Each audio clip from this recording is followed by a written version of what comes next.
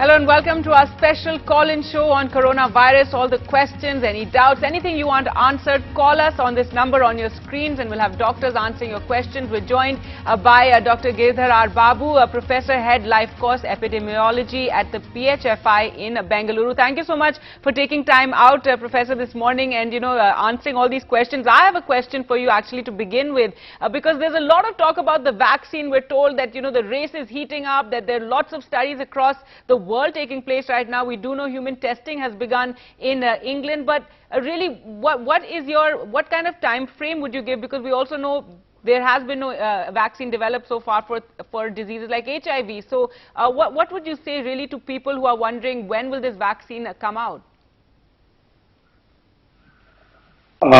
Compared to any other disease, for this there has been unprecedented speed at which the vaccine manufacturers, scientists, and many of the research organizations are trying their best. The WHO has put out a solidarity trial where all the information regarding the vaccines is updated. All the vaccine candidates have been updated on the WHO's website. My sense is the most optimistic time frame would be at least 8 to 10 months. That's the optimistic, but it might extend depending on how successful it is. All right, and we are now in the process of opening up. Restrictions are being removed slowly but surely, and from the 17th, perhaps more restrictions will be removed. So we are getting back to a new kind of normal. So as Chief Minister Arvind Kejriwal said in Delhi, that we'll have to learn to live with coronavirus. What would you tell our viewers? Yeah, so the new normal, what we are using most commonly as the phrase, we have to define what is the new normal for all of us. So the easiest thing, which is also sort of more in the form of an acronym. So in your last show, I had said avoid men, which means mouth, eyes, and nose secretions should be avoided. At the same time, respect and follow what women say. W is wash your hands. A is avoid any infections, and make sure the M is your mask. E is make sure that you do exercises regularly. N is whatever is written above, pay clearly attention and then never ignore any of these four. So that's the message I would give. All right, so it's a new normal, as you've been saying. We're also joined by Dr. Rommel Tickoo, Associate Director, Internal Medicine at Max Healthcare. Thank you for joining us this morning, Doctor. We have our first caller, Sandeep, calling from Delhi. Go ahead with your question, Sandeep. Very good morning. This is Sandeep. I want to stress on one thing. Our main goal should be that people should not die. And how can people not die? It is only through plasma therapy. Max doctor is there. He would tell that the only thing that would be plasma. Why we are taking so long to implement the plasma that we make available to all the 100 or all the hospitals that they can do it. And it is safe in the sense that it is tested, that it has no HIV or anything. It has been, this plasma therapy is done for over 100 years, and we are taking so long. How can we save life without plasma? If 452 trials of patient has been done, bring out the results of 452. 4 patients recover from it. All right, Sandeep, I think we'll let the doctors answer now because you're making a lot of statements about plasma therapy and, talking about how it's proven and it must be used more. But let Dr. Tickoo take that. Well, plasma therapy is not an approved therapy as yet. Whatever evidence we have is all anecdotal. And none of the studies have been concluded yet, and it's not been approved for therapy in COVID-19 anywhere in the world. Wherever it's been given, it's part of the trials, and most of the trials have shown that it's promising, but that doesn't mean it is the therapy. And even in India, the ICMR has involved lots of hospitals in the trials, and it's being given as part of those trials. None of the studies have concluded yet, and it's not been approved. Whatever evidence we have till now is all anecdotal, so we can't say that this is the therapy and should be given to everyone. It is being tried in critical cases. People who are on ventilators, have respiratory distress, are in respiratory failure. It's not the therapy and can't be given to everyone as yet. Trials are going on. Until the trials finished and we have a proper conclusion that it is efficacious, it's safe, then only we can say that it can be given. As of now, it will be only given as part of trials, and nowhere in the world it has been approved as the therapy as yet. Right now, there is no treatment as of now, specific treatment for COVID-19. Right, so that a very important reality check there when we talk about this plasma therapy and how successful it's been. And Dr. Giridhar, but would you say that it's something that has, would you be optimistic about plasma therapy in the sense something that we're finding in these certain incidents that it is helping those who are badly affected by coronavirus or have a serious case of coronavirus? Yeah, the part I agree with the caller Sandeep is that we should aim to reduce and prevent mortality as much as possible. But at the same time, using any treatment or anything that is not yet proven can actually cause more harm than do good. So therefore, what my suggestion is, let us only scale up and use approved therapies as for now. And once the trials are complete, we should be able to use whether it's plasma therapy or anything else. Right now, it's all in the trial stage. Currently, what we have for treatment in terms of is only supportive therapy. All right, we have another caller from Mumbai, Pankaj, calling in. Go ahead with your question. Hi, good morning, everybody. Good morning. I have a very small thing to know. Can this pandemic become epidemic? And if it is so, how? And the second question is, I heard about the drug remdesivir. What is it and how does it help? Thank you. All right, Dr. Tickoo? Well, it's already an epidemic. Epidemic means there are lots of people getting infected at the same time, and pandemic means when it's spread all over the world. That's what it basically means. So we are having a global pandemic as of now, and it's already an epidemic here. Coming to the second question of remdesivir, remdesivir again, trials are going on, and the recent trial in America funded by the US government has shown that it's again promising, but again the statistics are not that great, and it has reduced the recovery time of infected critical patients from 15 days to 11 days. Again, the mortality rate wasn't that significant. So, but it seems that Japan has sort of approved it for treatment of COVID-19 patients.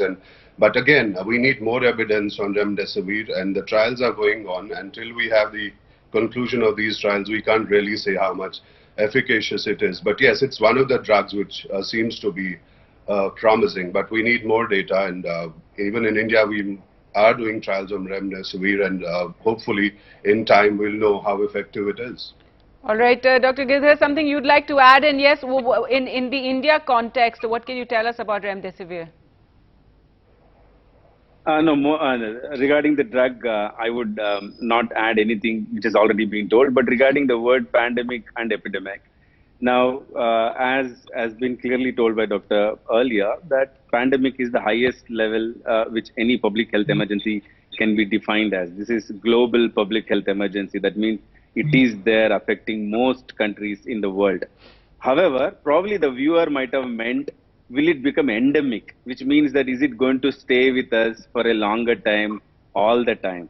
So that's the final stage, whether the virus will become our friend and then stay together. Generally, the RNA viruses tend to be becoming less pathogenic over a period of time, and then become our co-host, and we become a part. They become part of us. So that's the longer time frame.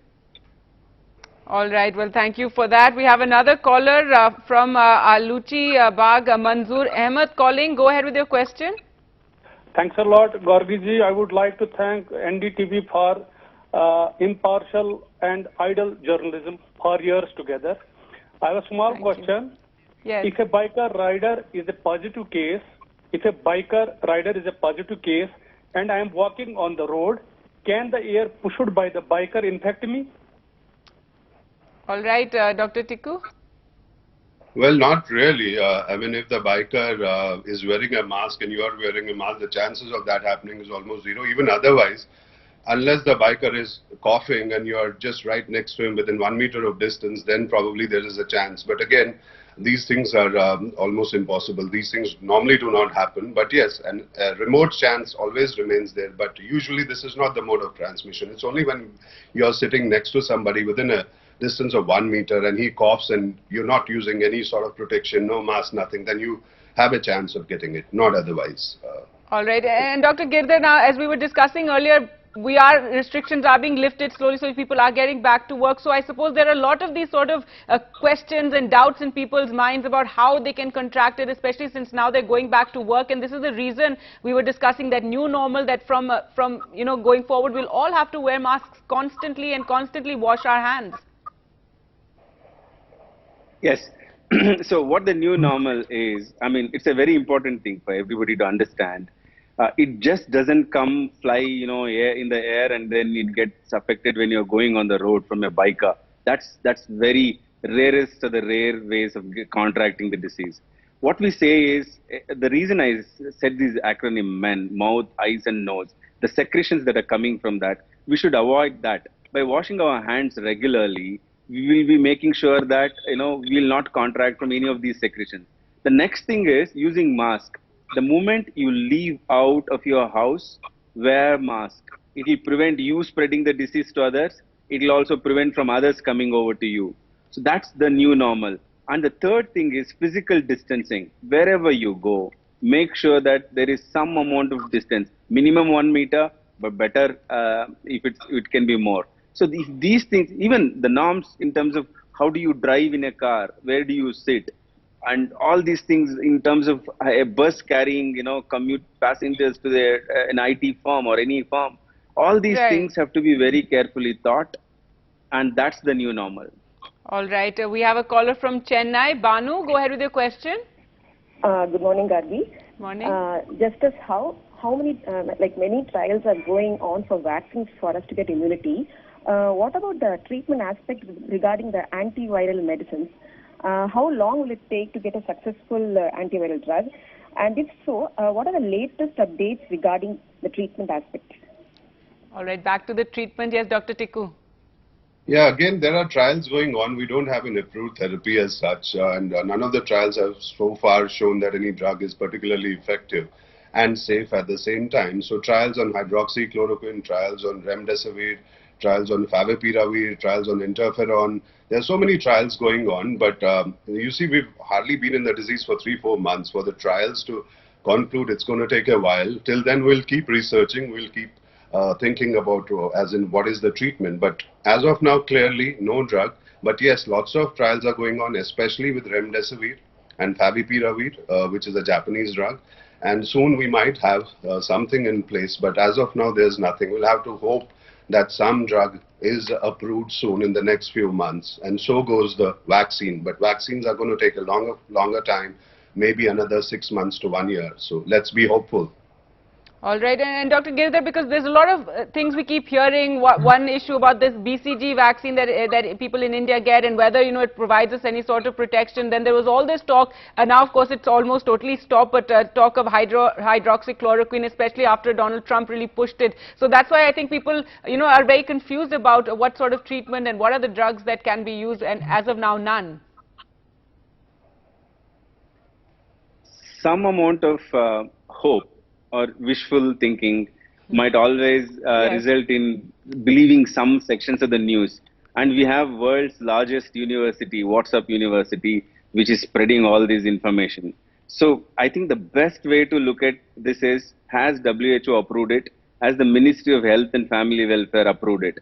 These are the only two criteria any viewer can see whether there is some hope with any new drug or new vaccine. If there is none, let's wait for some time, and then once it is there, they will make sure that it will reach India faster and everybody will get it. So let's all hope, and I'm very optimistic that some drug, a repurposing drug, will be available much faster than a vaccine. But which one it is, only the trials will tell us. All right, so good to have that note of optimism. We have a caller, Zahid from Shillong. Go ahead with your question. Good morning, Gargi. I will just run through one very quick question, and that is, what could be the long-term implication of being infected with this virus? Because I see in a journal or in reports where recently that they published that you found the samples of this virus even in the seminal fluid long after the people have been cured of the disease. So like now again, these viruses tend to be lodged into sites specifically in the body where inflammation response could be very less in the body. So tomorrow in the future, could we expect infections like meningitis in the brain, stuff like that coming out, and could be because of this virus? Do we look into this as something that can come up in the future? All right, Dr. Tickoo. Well, the virus might remain in your body for some time. Usually it's about 2 weeks, but in certain cases, as we've seen in some of the studies, up to 4 weeks also. But that doesn't mean it leaves some long-term implications. There's no organ damage as such, yes. But what they've seen, even with certain cases in South Korea, where they found certain cases were positive even after 2 weeks, that it's the dead part of the virus and it's not really infecting the others, and even the person is probably cured. So there are lots of studies even going on that as of now, but I can't tell you that it's leaving some long-term implication or you'll have some organ damage as such. Most of the people, I would say 90% would clear it within 2 to 3 weeks, but in certain cases, yes, it does remain in your body.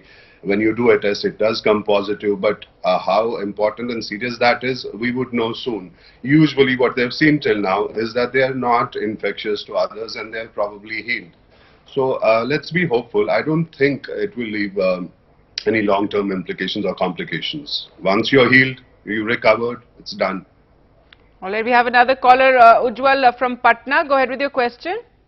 Yeah, good morning, Gargi ma'am. Good morning, doctors. Good morning. I address my question to the doctors that are those people who are asthmatic, especially children under 5, not necessarily the bout of attack at this point of time, are they more vulnerable to developing serious symptoms because of COVID? All right, Dr. Giridhar. As of now, the evidence doesn't suggest, any particular episodes of asthma would lead higher vulnerability. However, children as such might have a better immunity and then they can fight this virus really well. That doesn't mean that they won't succumb. So the best thing is leave the judgment to the pediatrician who is in charge, and they will decide what the risk assessment is. All right, we have D. Mohan calling from Delhi. D. Mohan, go ahead with your question. Yeah, good morning, Gargi. Good morning. Good morning, doctor. Morning. My question is, Morning. the corona curve is not flattening. Infections are increasing. Deaths are also increasing. However, still deaths are quite low. So isn't it time to open up, end the lockdown? When will it be the right time to end the lockdown? Well, that's a million-dollar question. But yes, Dr. Tickoo, as we said, we are returning now to restrictions lifting very soon. We are going to be going back to, work. And as we said, it's a new normal, a lot of work from home. But a lot of people wondering, how is this happening? Because it's coming after this extended lockdown, but we're seeing the numbers rising. Though, yes, the death rate has been lower as compared to some of the other countries that have been badly affected. Yes, lots of cases in the past few days, about 3,000 odd cases in the last 3 days. Every day we're having 3,000 odd cases. But that was expected anyway at this point of time. We're doing increasing testing. We're doing about 95,000 tests a day. And soon we'll be doing 1 lakh tests a day. And with the kind of population that we have, 60,000 odd is not that bad. And mortality is still one of the lowest, which is 3%. And if you look at Mumbai and Delhi with those densely populated clusters like Dharavi, and it's very difficult to contain the virus, I must tell you. It's very difficult maintaining social hygiene and distancing, and it's very, very difficult, and otherwise India is doing much better. The recovery rate is better, mortality rate is better, but it's expected in the month of June, July, we might peak and suddenly then we might have a decrease in the numbers. But as of now, I would say we're doing much better than the other countries. The recovery rate is better, the mortality rate is better, yes, but there will be an increase in the numbers. Right. And now that we're easing out the restrictions, in the coming few days, you might see the numbers still going up. But I would say it's stable. The disease is stable as of now. Yes, Professor, you'd like to add something? Yeah, of course. See, the number of cases, what we expect and what are being reported, both we need to see. if you look at the exponential curve, the viewer is saying that we have not had progress. That's not true. The doubling time has actually increased if you look at 2 weeks ago and then what it is now. The absolute numbers have increased, but the RO actually has reduced a little bit and doubling time has increased. That means we still having much lower load of cases compared to any other country which is having the exponential trajectory. One. Two, as already explained very well, the young population in India and relatively limit to the urban areas have not made the disease spread to a vast majority of the rural areas. Therefore, our mortality rates are also much lower. And it's a good sign. We need to see what the gains are. I always say counterfactuals are counterintuitive. What you don't see, you can't measure. So how to lift the lockdown is a very important decision. We have to lift, but then gradually, stage manner, and making sure that all the physical distancing measures are in place. Right, and the way we're doing it zone-wise right now, we have the green zones, orange zones and red zones. So very important to maintain that and really do more testing and pinpoint which are the real, worrisome areas. We have another caller from Delhi, Ramesh Kaul. Go ahead with your question. Yeah, good morning to everyone. I have a question especially for my Dr. Rommel Tickoo. And my question is that my presumption and my analysis, which I have felt, is that why we should not develop the herd immunity among the people and open up the businesses. Because if you see, even if 80% people were locked down in India, there are 20% people who have been moving out, especially in the slum areas where 10 people are living in a one small shanty. And we have not manifested this disease so much. Why should we be so much worried to go for testing and testing? Because there is no treatment to it. Only today, we are using hardly few ventilators in Delhi. And all right, so let me take, we're running out of time, so let me take that question to Dr. Tickoo. And yes, I think, Doctor, when you talk about herd immunity, the way the politicians talk about it is very different. The way you doctors talk about it is very different. And yes, so if you could answer that question. See, for herd immunity to happen, you need about 60 to 75% of people to be infected with the disease. And till we have the vaccine in place, otherwise the vaccine plus the infections together lead to herd immunity. But in the present circumstances, if we go by the herd immunity method, then a lot of people will get infected and we might lose many lives. Till we have the vaccine in place, I think the lockdown should be in place in certain spots or zones. Otherwise, a lot of people will get infected and we might lose lives. Because see, if you are young, fine, you will get infected, you will recover. But then if you give it to the vulnerable or the older population, then they might have a fatal outcome. So as of now, this concept doesn't hold good according to me. We have to wait for the vaccine. We have to wait for the next 5-6 months at least till we have a treatment vaccine in place, and then we can apply this method of herd immunity. We're completely out of time. There's one last word I'd like to get in from Professor Giridhar. Yes, go ahead. No, with those who talk of herd immunity very lightly, saying that let the virus run its course, should also know that the mortality can be as high as 30% even in a developed country like UK in some places. So therefore, let us continue with whatever the gains we have.